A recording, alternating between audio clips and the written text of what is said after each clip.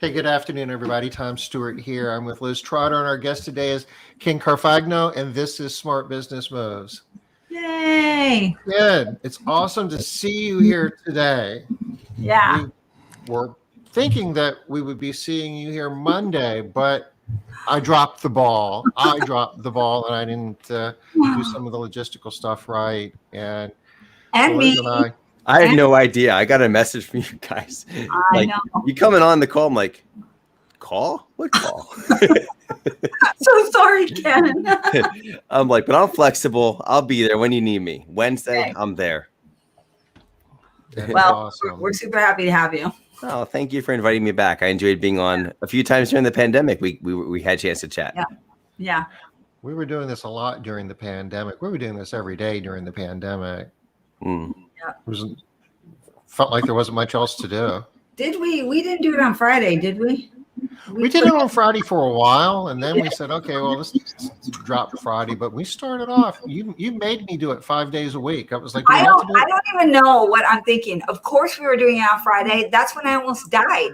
Was on a Friday. You were in the car, with the windows like. Is there a story here?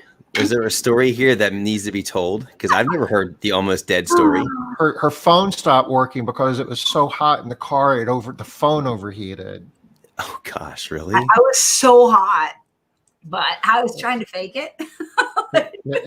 And I was like trying to dial 911 and trying to get first responders. So it was like 106 degrees. And you have like you're sweating below your neck, but since you're only on the video for here, you look good. No, I didn't look good. I was hot. I was sweaty. It wasn't good. Hey, Liz. Hey, Linda. Oh, smoky Northern California. They got a lot of fires out there now, don't they? Yeah, same as Colorado, right? Lots of smoke everywhere. Wow, that is tough. Hey, Linda, if you saw that we added you to something called, what's it called, Tom? Base Camp. I'll be talking to you about that later. You got work to do, girl. So what are we going to be talking about today? This is the mystery box. I think we're all going to find out in a minute. Well, this is leadership this week. And I put what Ken was going to talk about kind of into one little sentence. I'm going to try and find it here. I sent it to you, Tom. I was like, oh, this is good. I like it. Yeah. Let's see. Kind of like balance, right? Didn't I? Yeah, life, balancing commitments and personal wellness. And I said, that's awesome. I'm going to be taking a lot of notes. Yeah, me too. Me too. Me too, yeah. Well, you're kind of making a good point there, Ken, that one of the leadership habits is to always be learning, right? And to be looking for opportunities for more learning, more growth. Yeah. I think if are you kicking off this is halfway through the leadership week. You've done a few other topics. Yeah. Yeah. I mean, if you're going to talk about leadership, I mean, you start with leading yourself, right? So self-leadership. And I think that's what this is, because maybe it's just me, but I run into a lot of cleaning owners that are completely frazzled and overwhelmed because they have a plate that's too full. Did you ever hear like in the Mike Michalowicz Profit First book? And you guys have read that, right? Yeah. So he does the example of the plate sizes. Like, why are so many people overweight now? It's a fantastic. It's so interesting. Like back 100 years ago, the average plate size was like 9 inches. And he does this in the book. Yeah. And people will succumb to Parkinson's law. They will consume whatever is given to them in time or money. Yeah, me too, right? So they give them a 9-inch plate. They eat 9 inches worth of food, whatever that is, right? Yeah. But the average plate size, if I'm correct, I think from like the 50s to like lately in the past 10, 20 years, it's like 13 inches now. And so if you take a look at that increase in food, it perfectly correlates with the increases. Yeah, wow, right. It perfectly correlates to the amount of like the percentage. Like you look at the obesity like charts. Yeah. And I think that we have like all this technology stuff. I'm just going to dive right in because I had a major breakthrough last month. And so let's just see where this goes. Okay. Sounds good. Okay, cool. It's so think about like that plate size with like all the commitments we have too, not just like eating, because that's just one place where many of us are probably, wishing that we could do better. Like how are we taking care of ourselves? Like personal wellness is a topic we're going to talk about. Well, I had this awesome opportunity to take one of my sons up to the Adirondacks and go camping for the week at a really cool like Christian father-son camp. And it's 5 days long. He's 8 years old. I've gotten to take each of my sons there. Family and balance. I mean, family is the reason why I do anything in business. And so I'm never going to let business overtake my why for why I'm even doing it. And so, but when I get up there, let's see where I have it. I got this thing lying around. Where is it? It's like this device. Looks like this. I don't know. Do you guys have? Is it just me, or does anyone else have one of these? I have one. I have one. Oh my gosh! I've got one Liz, laying around somewhere. Liz, you got, oh, here it is. Oh my gosh, Tom, Liz, that's incredible. You guys, this is like purple unicorns. All three of us have one. I'm mind blown. So, yeah, you don't warn them. Ken's a goofball. So I go to camp, and I'm like, "There's no service." Okay, this could be a little nerve-wracking at first. And so I'm like, okay, where is the one rock at the camp over the lake where if you like kind of balance on one leg, kind of like Karate Kid style, you can kind of put your phone and get a bar. And I'm like, why would I do that? I'm with my son for the week. We got so much stuff going on that I'm just gonna throw this thing on airplane mode. And I at first I just feel like icky because there's like all these pressures kind of still hitting me. And then one by one, because I put my phone away, one by one, they just started falling off. And I felt like I was just, I won't say a kid again, but I just feel like I was just like, I have no responsibilities. I'm just hanging with my son at the lake. There's no one trying to reach me. Well, probably were, but I couldn't answer it. And I just didn't realize like how much like these little things as they fell off, like all that anxiety that I was carrying around, all that burden I was just carrying around, kind of like you're wearing a jacket with lead weights in it. And as soon as I was on that airplane mode, it's like one lead weight fell off, and I just felt lighter and more alive. And I'm just connecting with nature, with my son, like feet in the water, feet on the sand. We're in a boat, and it's just like everything connective wise, like just connected to the environment. Me as a Christian, just connected with God to a different level, like everything, and with my son, like nothing was impeding that. And I left that week. As soon as I got out of camp, I'm like, okay, how am I going to handle this phone thing? And so I'll just like turn it on in stages. And it's like, I'm like, no. But I left camp, and this is maybe something we could just chat about with one word. The word was simplicity. How can I just make my life simple? Like, why do we take all this stuff on? Why can't we just look at each of our areas of our life and say, well, how do I simplify this area? Because God bless you, someone to sneeze. How do I simplify this area so that I can do this more? Or how do I simplify this? I mean, I don't know if that hits you. Maybe have you guys, either of you, experienced a time where you just unplugged to that kind of level recently? I don't think so. Not recently. No, it's probably pre-COVID.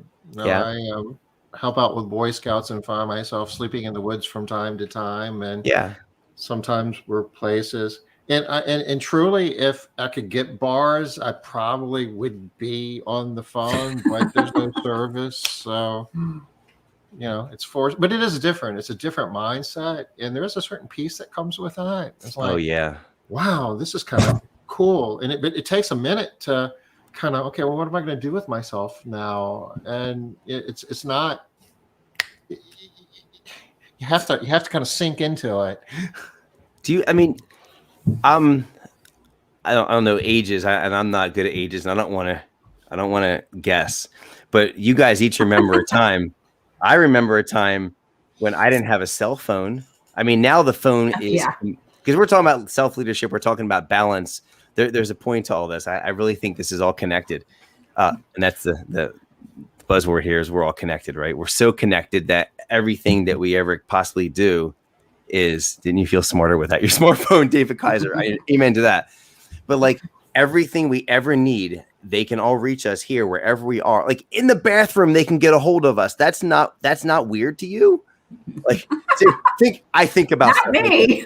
In the shower. Okay, Liz, you told me on a podcast interview that you've got waterproof. Totally kidding. Waterproof. You know I do. She has waterproof earbuds that she can listen to podcasts and audiobooks in the shower. But if it's on your phone, someone could call you. Hi, it's Liz. Hey, what's that sound in the background? Oh, just ignore that. Right? I mean, there's a visual, but I mean, there was a time where we didn't have these devices connected to us, and you had to like actually wait until you got to an office to answer people's requests. But now they can reach you wherever you're at, and I just think I see that there's an uptick in so many like emotional and mental illnesses. I think they're attached to all this. Yeah. So I don't know which direction you want to go from here, but I wanted to share that story. I'm not sure if there's anyone that's connecting, that's listening, and they have any questions on this, but I just know when I took that phone on airplane mode for 5 days, I have not felt that free, that much peace, that much connectivity to myself, to God, to my environment, to my son. In like it's well before COVID, and it was like. It's like when you can push the reset button on your phone and it clears off all the cache and all the things that are running in the background. When you hit that reset and it reboots, it's basically what I did. I reset everything. And then when I came out of that, I'm thinking, okay, what am I going to intentionally allow back into my life? Because I looked at everything completely different. And I've been very careful. I'm like, I don't want to go back to a place where I'm just putting more weights on this vest I'm wearing. I don't want to be. So that's something that really impacted me. So how have you taken that and moved forward with it? I mean, we've all been from time to time accidentally in some situation where we didn't have this, we didn't have coverage, or the battery's dead, or we left it someplace and we can't go get it right now. But to do that with intention, that's a type of discipline. Oh, you're not kidding. Yeah, you got to work on that, right? If I didn't work on it, I would have been right back to where I was like that. I think, the default for everything is the easy path. Like, Tom, you were an electrical engineer, right? Yeah. Yeah. Industrial. Oh, I thought you were electrical. Okay. Well, like with currents or with water or with heat flow, everything always goes from the point of like highest resistance to lowest resistance. And it's the same way. I mean, the easy path is the easiest thing. I mean, that just happens without you even trying. But to push uphill, I mean, this is pushing uphill. Like you have to want this.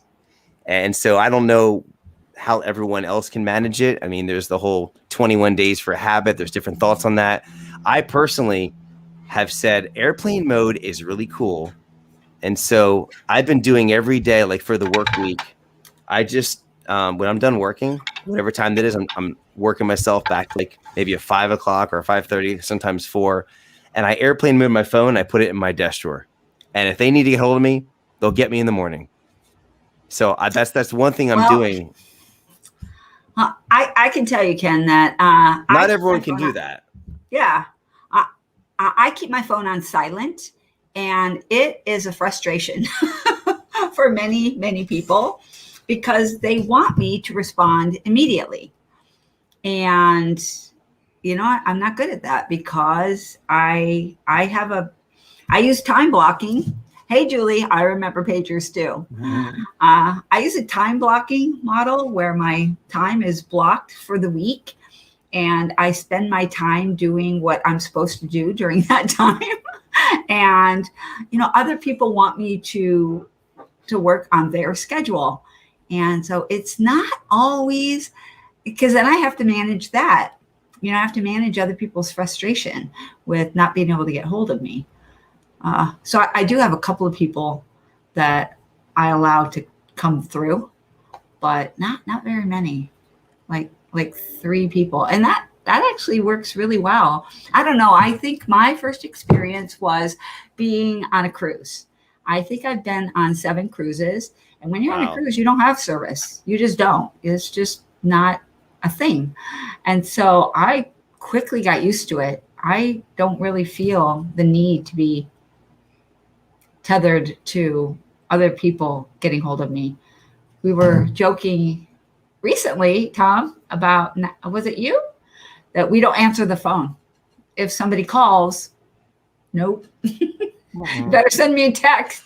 Warn me that you're going to call me, because otherwise I'm not answering. Thanks for that tip, Liz. Now I know. Yeah.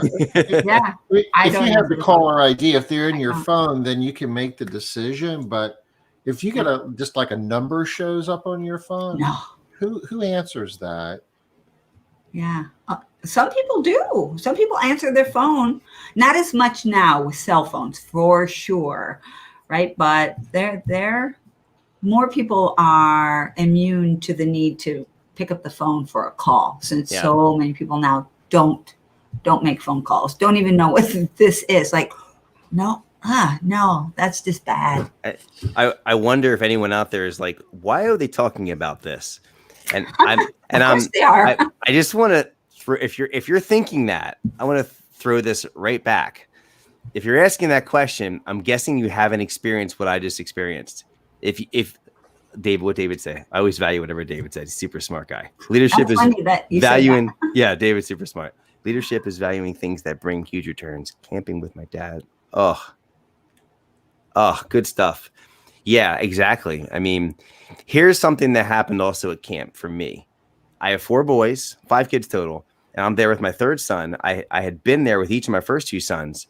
My first one, I was there a decade ago. I was in the same cabin. So it was kind of glamping in a way, Tom, this particular one. But I was in the same cabin as I was 10 years ago. And while I was there, I have a very vivid memory. Like I like a what do you call that? Photographic memory. Like that's me. I see. I don't like time stands still for me. I can see images from my childhood vividly. And so I'm in one corner of the cabin. I'm looking at the other corner, and I am seeing me and my 6-year-old son so clearly. Me putting him up in his little bunk bed at camp. Me tucking him in, reading him a story, giving him a kiss on his forehead. He's 16 right now. But I saw that memory of 10 years ago, and I'm in that same cabin, and I'm just thinking, 10 years was that. Yeah. 10 years was that. And so what have I done in my life that is so important that I would miss my kids growing up in just little things? And when I thought about some of that, okay, what's going on with this phone? And I, back 20 years ago, I didn't have a cell phone. And like, there's, if you imagine like the glass of water, I saw this just last week at a conference, like people have a certain amount of things they can kind of hold in their bucket. And once the bucket, once you put one drop too much, that's a tipping point, and they just lose it, and they can go off, and it's hard to get back. And people are just putting drops. Or I use another analogy, like the old school scales. I'm thin in my video here about trying to, like the old school scales are like, you put stuff up and they go up and down. Imagine you put grains of rice on that scale, just one grain, boom, boom, boom. No big deal. Every grain of rice is one other commitment. So we're talking about balancing commitments, right? Let's say on one side is what you want to do with your life. You're kind of keeping it balanced, but over here on the other side, you're allowing other people to put grains of rice on your scale, and you keep letting them a grain of rice. More someone like, okay, you got the phone. Okay. So now you're one more person. You're building a large team. Okay. You have 30 people, 50 people that you're responsible for, and they all are hitting you with different things. Every grain. Eventually the scale won't just like go like this. It'll go, one grain of rice makes it go like that. It's called the tipping point. I think Malcolm Gladwell wrote a whole book on it. And when people hit that tipping point, if anyone out there has experienced that, the overwhelm is so great that you can't function. You're like pajamas in bed, don't talk to me. And some people need like some serious therapy. And so the phone, as much as we allow that phone to just kind of own us and allow people to reach us at in real time. Like, do we want people to reach us real time as much as they do? In some cases, maybe we can't. I don't know. I'm not you, whoever's listening to this, but I would just urge you, take a look at that, because what if that was contributing to 40% of the overwhelm you're feeling? And if you could eliminate even half of it, then you would get so much more margin. We all need margin in our life. Put Liz on there, Tom, because she says that she eliminated up to 60% of all her voicemails. Yeah, I mean, that's awesome. That's awesome. Having a strategy.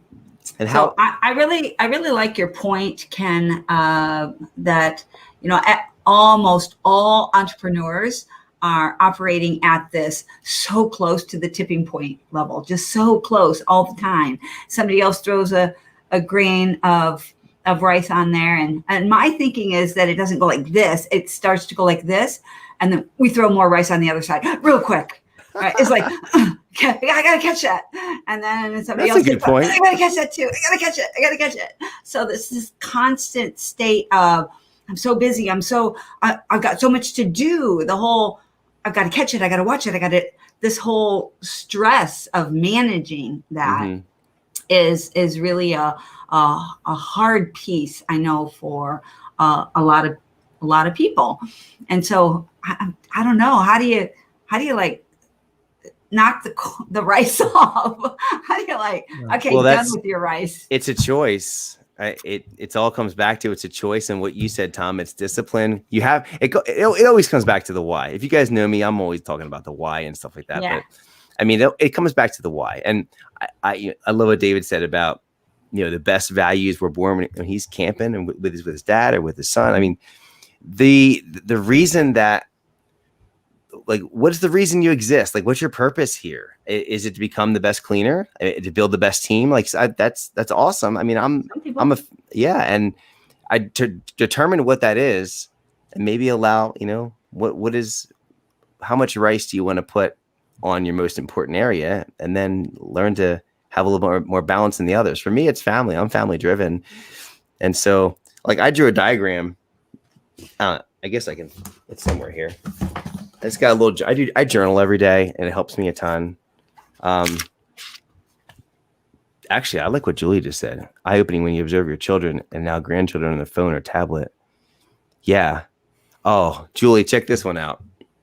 There's a story I heard from this dad, and ironically, he's running a platform to help dads.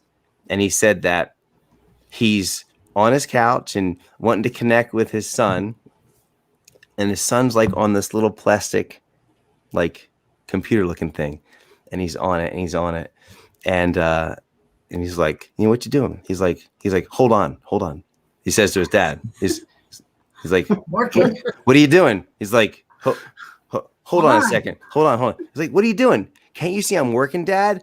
This is what you do, right? I was like, oh, on the device. And another heartbreaking one is when the little boy comes into the dad's office or the mom's office, and they say to him, so, hey, like, Dad, how much do you make? Oh, I make good money. And no, like, how much do you make? Oh, he's like, you heard this one, right? He's like, like, I make, like, he's like, no, I mean, like, how much, like, in an hour do you make? And Dad's like, oh, I guess I make about $50 an hour, or whatever he says, $50 an hour. And then the boy goes, okay, I'll be right back. Goes up to his piggy bank and gets as much money as he's got. Maybe he's like $15. He says, Daddy, I got $15. Can I buy about 20 minutes of your time? Right? Because I'm like, ouch. So I hear stuff like this, and that hits my heart. And so for me, it's not hard. I purposely want to have my commitments balanced.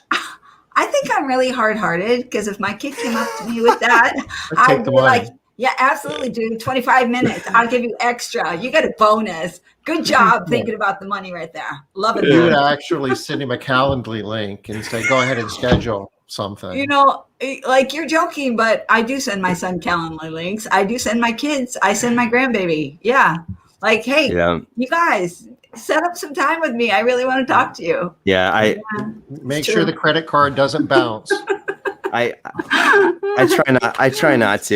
You know, in my house, we have a hug rule. You know, the kid, anytime you want to hug dad, doesn't matter what I'm doing, you can come hug dad, whatever, just come hug me. That's the hug rule. They all know that. And that's good. They can walk in. I mean, like it. My kids are more important than anyone else in my life, my wife, my kids. And so I'm just wired this way. This is how I am. And so yeah, I get to work from home most of the week, and I'm here. Today I did some work, and I went to the pool for like an hour or so, and I may or may not be still in my bathing suit. I cannot confirm nor deny that. But I was diving off of a diving board with my 13-year-old daughter about 10 minutes before this call started. So from here up, I am business. Fun. That's all it takes. Hey, that's the whole point of these calls, right? That's what I think everybody's got something like that going on these days, except maybe Tom. Yeah. He's always like, Tom, do you have shorts on? Maybe. He loves shorts and flip-flops. So I'm thinking. Let's see. Oh, look at that. He always wears those flip-flops. I figured he was in those shorts and flip-flops. Oh, that's so good. That's so good. Well, I won't show my jammies, even though they're cute. So I am technically barefooted. Barefoot. Me too. Because I went from the pool in my towel to the car, home, never even got my shoes on. I am at home and I'm still barefoot. All right. Is this part of the direction you want to go? Because I mean, it's your call. I'm just trying to think of things that have really connected with me personally, and I'm hoping that it hits some hearts that are out there. I think this is good, and I think this is useful because you're talking primarily to people who own and run their own businesses, and there's a certain amount of you develop habits, and there's a certain amount of intrinsic gratification of getting on that flywheel, and this is that the rush, and it's not necessarily good, and you're probably missing a lot of things that are important that you aren't even aware of, and just stopping for a minute and reflecting. I think that's time well spent. And I don't think anybody can argue that you are going to be your best leader when you are your best self. And how many of us can say that when we're under pressure, we're getting the best out of people? I mean, that is just not. I know, Liz, right? Yeah. That's okay, because it's early here. We have lots more time. I saw that. Yeah. I saw that message. I didn't say anything. Like ignoring it, the braggarts over there. But I do think that people need to find. So I don't really like the term of like people talk about work-life balance. I don't really like that term because when I think of balance, I think of things as kind of being even, and that isn't really how things work. You have to. Sometimes it's not a matter of, okay, I worked for 6 hours, so now I need to play with my kids for 6 hours, and now I need to have 6 hours of personal time. It doesn't work that way. No. Here, clean the toilet. Yeah. Good job, Liz. Good job. I totally agree. I mean, I have 5 kids, and I see this kind of in a micro sense here with my kids. Some of them, I need to give a lot of time for them to feel, wow, I got my time with dad. Others, I can just like an hour of my time and they're like filled up. So everyone's got like an additional, like an emotion, a different emotional tank, the love languages and all the different things. And so I have started to, I don't want to say like I'm optimizing my life, but in a way I'm an engineer. So I know that, okay, if I do, one-on-one time with this child for an hour or 2 hours, they're like totally filled up, but this one needs 4. This one needs a whole like time out with dad or with mom. And so in that sense, just from my own family, I think if you look at the areas of your life, if you look at, well, hey, like, so here's what I was going to say. Like I drew this picture, just like this wheel, and not to see what's in it. but in the center, I write the word We me. can. Yeah, I wrote the word me, which, Yeah. and also my health is in there. And then I put all the areas of my life that I believe are significant. And I've got church things. I got each of my family members in there. I've got some extended family things I'm dealing with. I've got health. I've got different business projects I've got like, it's all in there. And for me to say, okay, every single one of them gets, there's 8 of them, 8 of them here. Everyone gets 12.5% of my time. It doesn't work that way. No. But some of them I may need to push pause on this one for the next 3 months because these other ones have they really need my time and attention more. Like if you're at a heavy growth stage of your business, you may really need to focus a lot more of that time right there. But once you hit a point where you can back off a bit, you don't necessarily have to stay at that level. Hey, matter of fact, if you don't dial back and put time in other places, that's where you start getting out of quote unquote balance. Like that's when you start not sleeping well and you're not taking care of yourself. Maybe you start gaining weight. You don't have the time with your family. Maybe there's charitable or church organizations you really need to be doing, but you're not. And so there's seasons that you can operate in. And I don't know the answers, but I'm navigating this with you guys. We're all on this path together. Yeah. I really like that idea of it's more like seasons, right? Because there is a time for different things.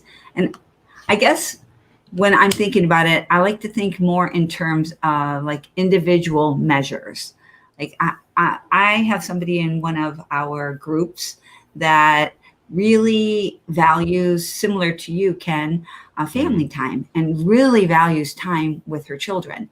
And so she intentionally, which I love, I'm so proud of her, she intentionally designed her life and her business around the idea that she is going to not work in that business.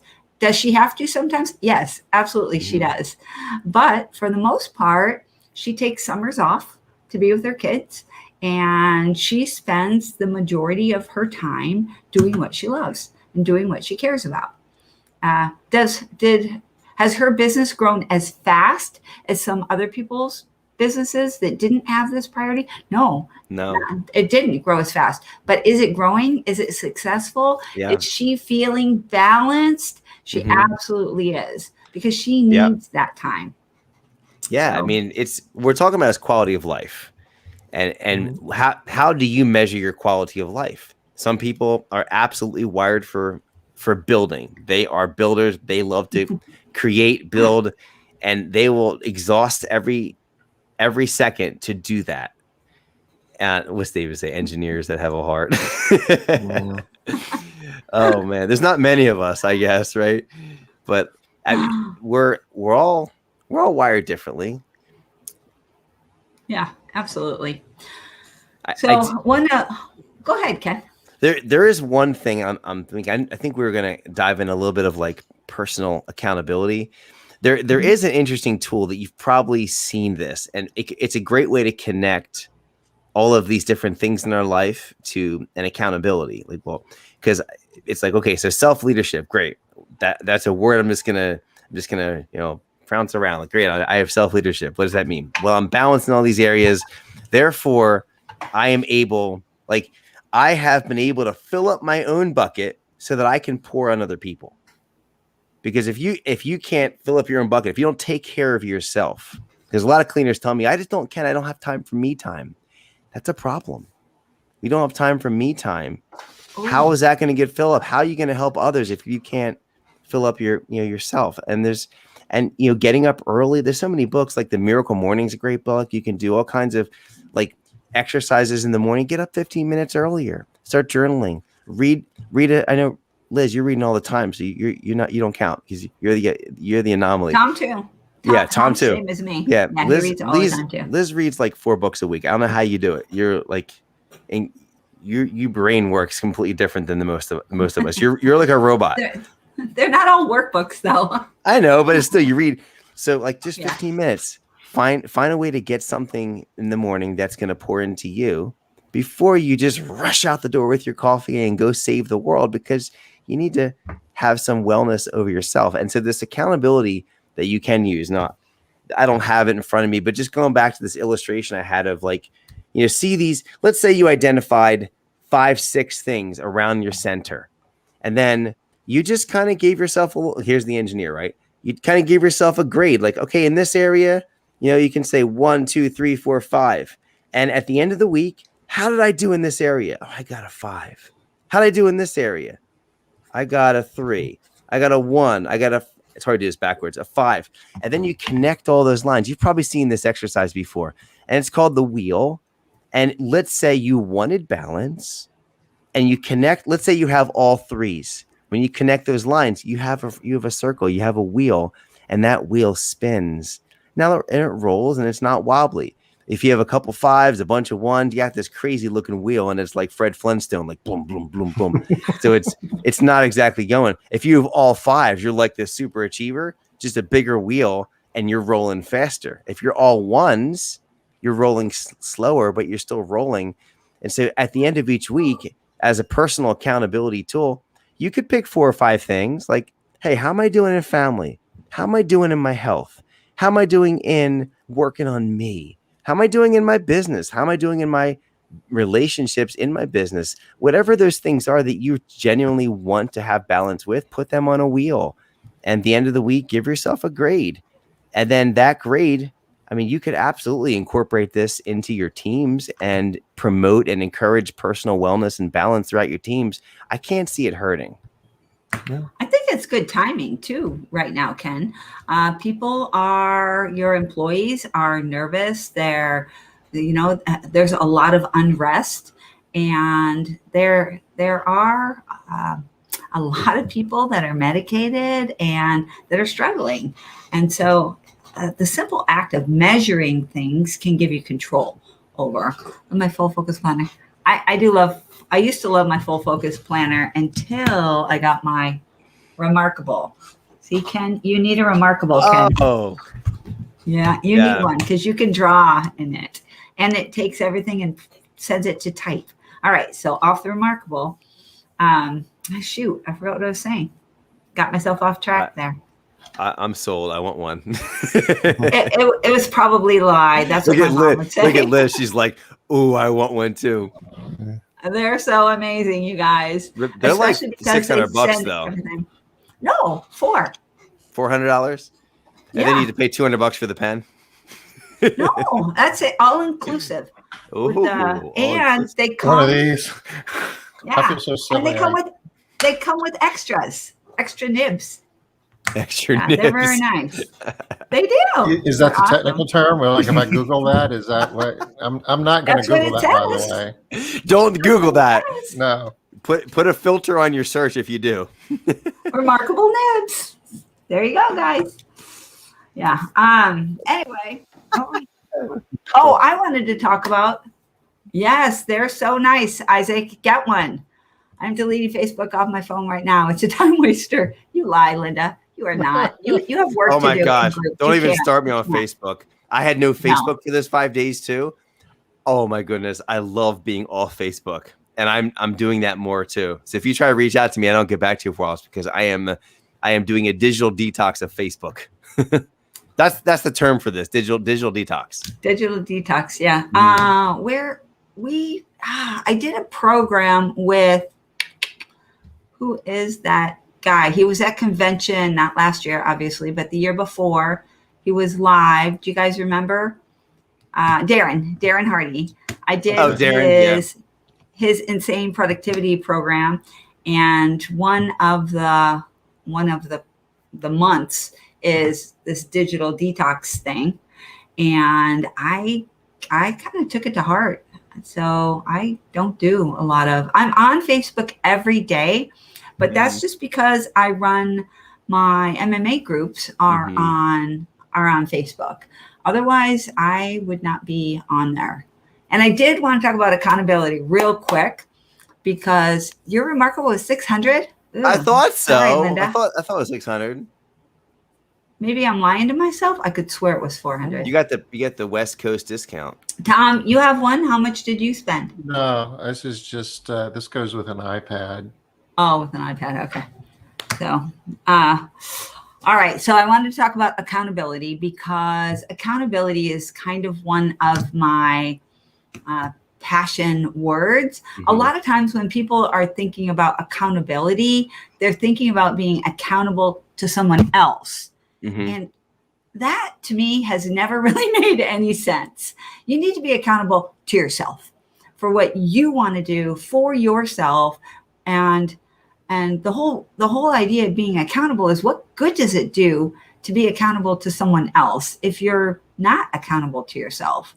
Now, if you're using other people to help you be more accountable to yourself, that makes really good sense to me.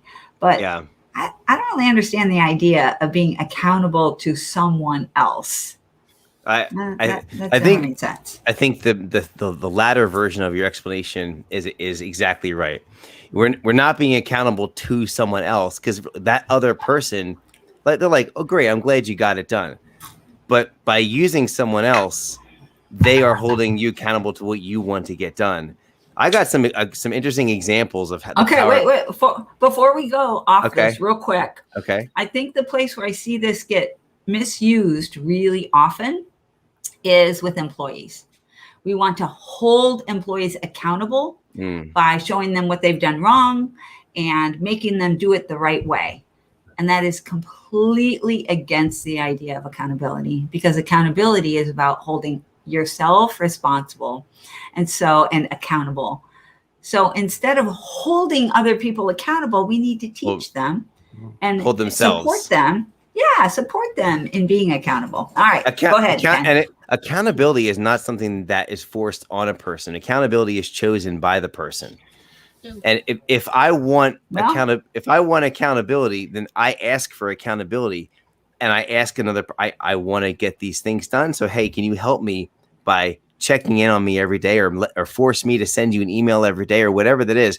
But if I say to someone, I'm going to hold you accountable, well, they never asked for it. I mean, that you're right. I don't think that's accountability being used properly. That's like just forcing someone to do something. Tom's dying to say something. There's some other things that go along with the accountability, though. Yeah. Like consequences and outcomes, and you ultimately you have to be accountable for yourself. But if you aren't, then there's consequences and outcomes that are going to manifest themselves that aren't necessarily going to be to your liking. So it's ultimately your choice. So from the employee standpoint, for instance, it's like, you've got to be accountable. And if you aren't, then at some point we're probably going to have to agree that we aren't going to continue to be working in this relationship.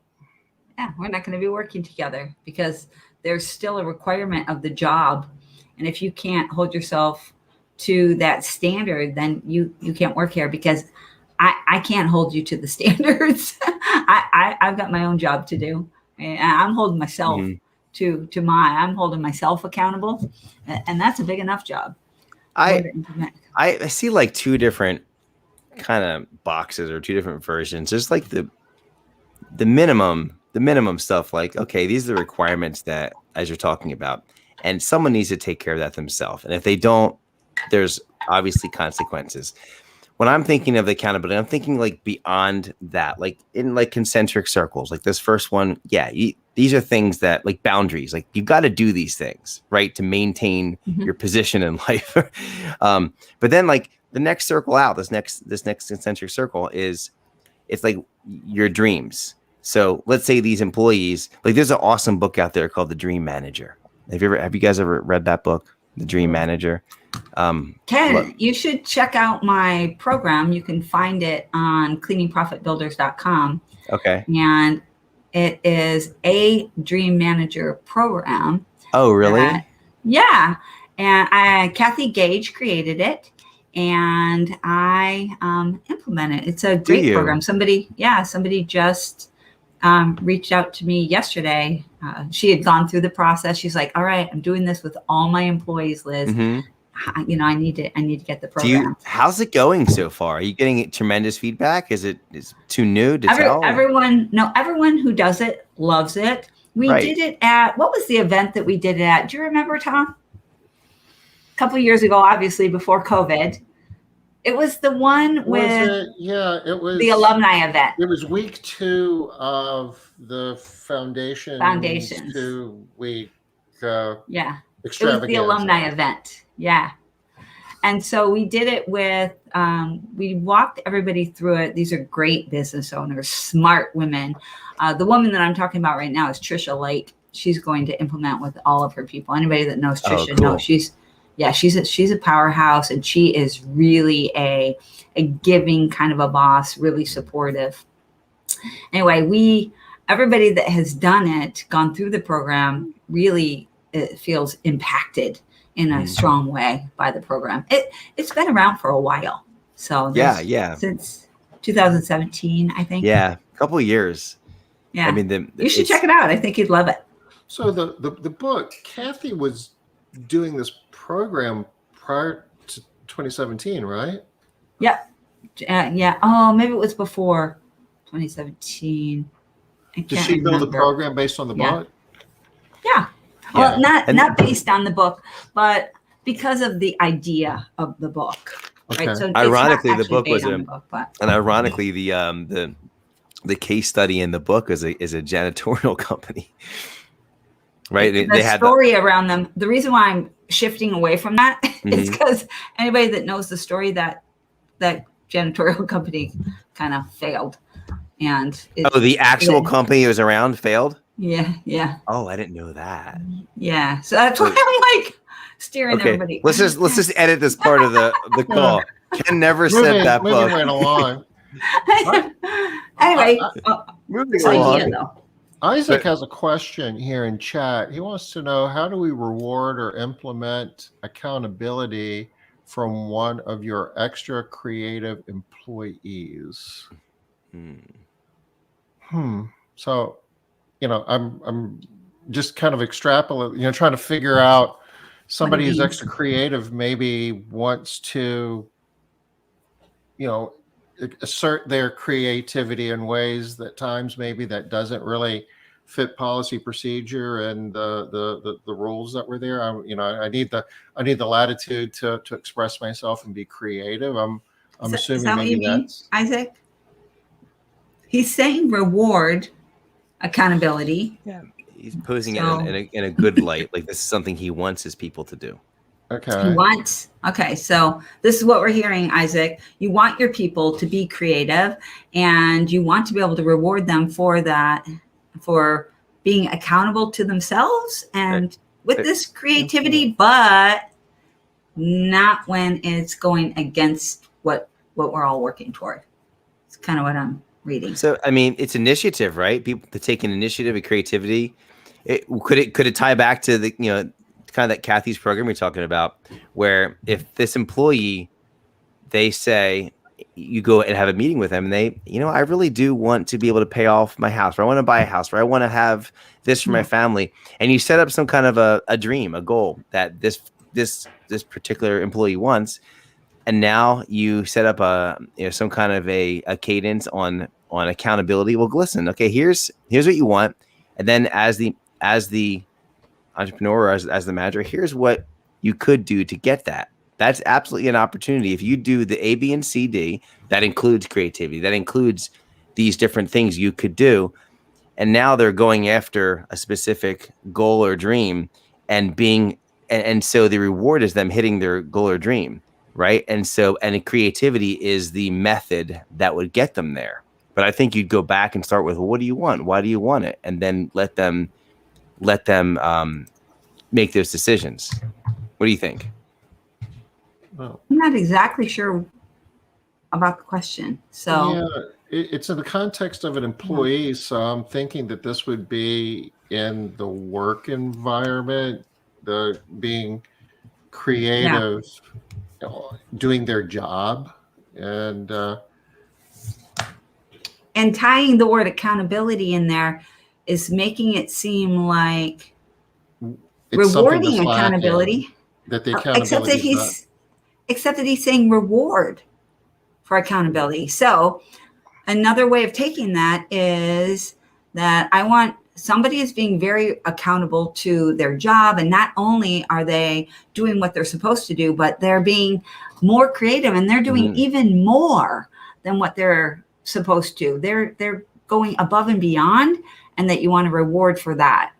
So if those above and beyond is creating something better for your business. So maybe give us a little clarity on what you want, Isaac, and we can probably tell you. We all three run our businesses in different ways. So we can probably give you some good ideas, suggestions. I'm sure we have people. Actually, I know we do have people on the Facebook Live that also run strong businesses. Linda actually is a really good example of somebody that runs a very employee-centric business and does a lot for her employees. So she might have something really great for you as well. I'm sorry that David had to leave. You see, he had a hip replacement. Wow. Yeah. He, I think that's his second one. I think he had one of those a year or so ago as well. Yeah, that's a bummer. What's Liz's question here? I can give you my take on your question, Liz. Suggestion boxes can be successful, but they have to be executed in a very, very specific way, because if they're not, they will just end up being one of two things: a place to complain, or a place full of cobwebs. So one of those two things, if you're not careful. So suggestion boxes, anything that is anonymous is going to get you less stellar results. So you didn't say anonymous, but a lot of times suggestion boxes are anonymous. So you want to have people put a name on there. Reward is great, but the big reward from the suggestion box is that my idea gets action taken on it. And you can't always take action on everything, but you can't always implement everything, but you can always take action on everybody's ideas. So that's sort of the key there. You have to be careful with them. Can I bring up kind of an accountability topic here? I mean, we're answering questions. This is something I'm thinking about. We're kind of going off on the road here of accountability from employee to boss. Maybe just like look at us, all the entrepreneurs on here, and when does accountability really work well? And what I have seen in my own life and with others that just had the blessing to be around, it's when there's someone that you look up to, you admire, you respect them, and that you want to perform for that person. It could be, in some cases, a family member. It could be usually a mentor. It could be a kind of someone in a cohort that you're a running buddy and you're growing your business at the same time, but you respect them, you look up to them, and you set a goal together. Hey, we're going to get to X amount of revenue. We're going to get to whatever by this date. And when you do that, because that mutual respect and admiration for each other, every day they're going to connect with a quick Facebook message or a text. Hey, this is what I got done today. How about you? And every day that they're connecting, they're building that relationship, they're urging each other on. And then you get that Clydesdale horse, that analogy, right? Where like one horse pulls like 3,000 pounds, but you put two together, they pull 15,000, whatever the numbers are. It's like a 5 or 10 times multiplier. But when you put two people, one person doing their work and chugging along, but when you put accountability, really effective accountability in place, like two people running side by side, they get so much more out of it. They go faster because they don't want to let the other person down. They would rather let themselves down than let the other person down. It's really an amazing accountability when it's working is incredible. And there's so many ways to do accountability. It can be, like I said, like a side to side where it's a running buddy. It could be from you to a mentor. Hey, I was able to get this mentor's time. He's going to hold me. He's going to allow me to go after my goal. And he says, hey, email me once a week. I want to hear your update. I'm not going to mess up and not get a good report to him every Friday because I respect and look up to him. If it's someone you don't respect and admire, you don't care and you're not going to show up. You're not going to do the accountability thing. But that's a really important piece. I just wanted to toss that out there for anyone, for you guys to kick around or for anyone that's just wondering how this can be especially effective. especially if you know you struggle to hold yourself accountable, then getting a buddy is a great way to do it. Have you guys heard of the 12-week year? Has Yeah, anybody Brian Moran. heard of that? Yeah. So in that book, they talk about what they call WHAM meetings, right? So I think they're called WHAM meetings, weekly Like- accountability meetings. Wham. Not no H, no WHAM. Weekly accountability meetings, and they're similar to, we have what we call a Monday check-in in our groups, and they're all about you being accountable to yourself, but we're there as witness. So we're there for you to help shore you up and to make sure that the spotlight is shown on what you're doing so that you can get the props and the support if you're not meeting your own thing. So that buddy thing does work really well. It does. Yeah, it does, but rarely does it work long term if you're not doing it for yourself. If you're doing it just for the other person, you're well, what we have found is people will begin to fudge on the truth and what they've done, and they'll start, especially if there's no way to prove or disprove whether or not they did it. So I needed that. I joined the Courtney Wisely group. Yay. And does it help, Liz? Is that helping? I'm guessing so. A lot of people really love that support that an accountability group can provide. Yeah. I Other totally people feel like they don't need it, but I totally agree. The fudging, and because I've seen that too, but it goes back to where we started, is that, oh, look at that. Oh, that is so nice of you to say that. Thank you, Liz. It does go back to having a personal accountability to you. Like, integrity is an important word. I think if you have two people with integrity that are self-motivated, self-directed, having self-leadership, that are caring, tie this all back together. They're taking care of themselves. They're balancing, and they're doing all these things. And then they put a goal out there, and both people are in that position, and they're both going for this lofty goal. Now you can get a really powerful accountability between the two, because you've got two high caliber, self-motivated, self-driven, self-leading people. And you team up them, that's arm in arm, locking arms together, and you're going to walk through brick. I mean, these people, like, this is powerful. It's very powerful. I really agree with that statement. As long as everybody's on the same page, everybody grows, right? With that shared accountability. Well, Tom, we are top of the hour. And it's Wednesday. We made it. Yeah. It is Wednesday. Yay. It was a great call, Ken. Thank you so much. So tell us about your bring in- podcast, Ken, for people who want to tune in. How can they find you?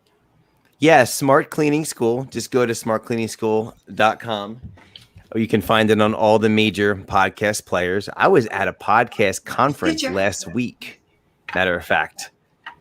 And I was around 2,000 other podcasters. Wow. So I will just say, if you want to hear an amazing podcast, go listen to Readers or Leaders with Liz Trotter on the Smart Cleaning School. It was amazing. So on the show, I do a bunch of solo episodes going through. Yeah, there you go. And you can go right to the podcast tab, which is up top. Up at the top on the right. Yep, is a podcast tab. First one in. And that'll bring you to the list. People are putting the links are in there. But I do some solo episodes, just like business mindset, the stuff we're talking about. I'll share updates on my own personal business. And the thing I'm really enjoying doing are these interviews with visionaries in our industry. So, Liz, I've already had a chance to interview you. Maybe on the spot now that I have Tom. Tom, I'd love to get you on the show sometime. He can't say no. He's live. No, I'm good, man. Send me an invite. Yeah, Tell me you want to jump on it? Yeah, I mean, and we don't talk X's and O's on cleaning, do we, Liz? We dive into topics that are just. But he's a lot different person than people think he is. I think he'll be a great guest. I think you will love having him. It'll be a I think it'd be awesome. well listened to. I've got a reputation. We can't mess that up. Come on now. Oh, it'll be a lot of fun. And I never know what the titles are until after I do the show. I mean, yours is so obvious. We talked about reading for about 40 minutes, and it was so good. And I've got so many people saying that I really like that interview with Liz Trotter. I'm like, well, she's amazing. You should like that one. All right. Well, good. I guess maybe I need to tell people about it too. You told me about it. You gave it to me. I listened to it. It's hard to listen to yourself though. I never watched these either afterwards. So, all right. We got it on there. Smart Cleaning School. Past the top of the hour. Ken, thank you. We very much appreciate you joining us today. Always fun. Yeah, thank you so much, Ken. Thank you so much, guys. I appreciate the opportunity to come on and talk to your people. And hit me up with some times. I'd love to do your podcast. All right. You said it. You everyone heard him. Tom Stewart will be on the Smart Cleaning School sometime in the year 2021. So don't forget about your daily joke. Is it bad? Should I get off? Is it bad or is it good? I was thinking it was to you. Do we have a daily? We don't have a daily joke. Do we need one? Do I have one? I thought you might. What's our daily joke, Liz? Tell us about it. Maybe we have one and we didn't know. Maybe we think we're being serious, but it's a joke. Oh, Liz asked about a daily joke. Yeah. So we'll be back Monday. That was funny. That was 5 o'clock Eastern. You guys have a good rest of your week. Thanks again, Ken. We'll see you soon. Thanks, Ken. Bye, y'all.